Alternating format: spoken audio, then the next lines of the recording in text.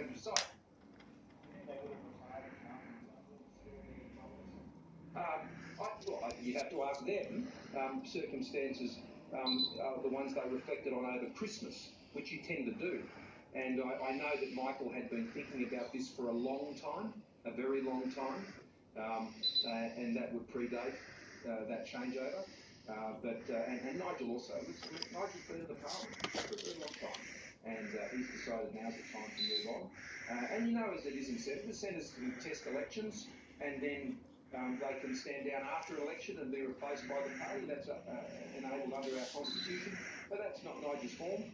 Nigel's an upfront person. He wants to be upfront with the people of the Northern Territory, and I think that's a mark of the integrity and the honesty that way.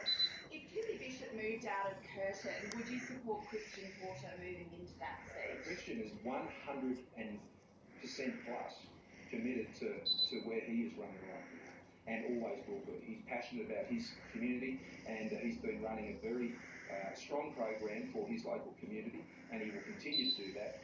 That's where he's committed. That's where he lives. That's what he's focused on, and he's an outstanding attorney and a key member of my team.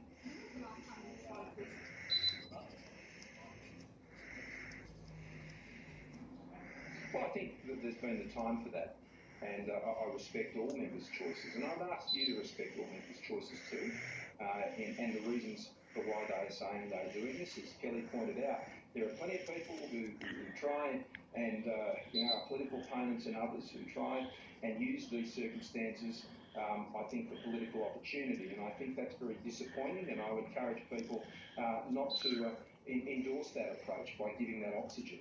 I think that would be very disappointing, and I think very discourteous to both of the gentlemen and their families. I mean, Michael's youngest child is an infant, for goodness sake, and so it's not surprising. I mean, both members, Tim Hammond made the same decision, and he's only been here for a term. He hasn't even finished the term. Michael has served many terms as a Western Australian MP, with 3 young children before that, and now a 4th. And so it comes a time, when members really have to make these decisions in the best interests of their family, just like I'm sure any of those listening to me now would do, and indeed all of you would do. So happy Australia every day. It's great to be here in Ngunnawal country, celebrating the wonderful country that Australia has become. We've got an amazing history, and I think we always need to understand the lessons of our history, but we should never look down on our achievements as a nation, and today is a day for celebrating those achievements. Happy Australia. Thank you. And that's the Prime Minister, Scott Morrison, speaking in Canberra on a range of issues, including acknowledging dual Australian of the Year recipients Dr. Richard Harris and Dr. Craig Challen. Well, in June last year, the world watched and waited to see if 12 Thai soccer players and their coach would escape the cave where they became trapped on heavy rain. Central to the rescue mission were those Australians, Dr. Richard Harris, an anaesthetist, and Dr. Craig Challen, a retired vet, who were last night named the Joint Australians of the Year for their roles in the bold rescue. Well, the experienced divers and long-term friends have taken a look back on the extremely challenging experience. We had virtually no chance at all of it being a 100% success rate. In fact, even now I can barely believe that it worked out as it did.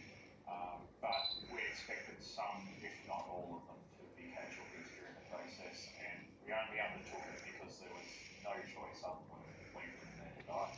Yeah, so we swam to the end of the cave on the second day that we arrived in Thailand from memory, and they were in pretty good shape. We were quite surprised to see that they were all standing and walking. I mean, they looked very painfully thin, but plenty of smiles and all in good spirits, so they'd looked after themselves really well, actually.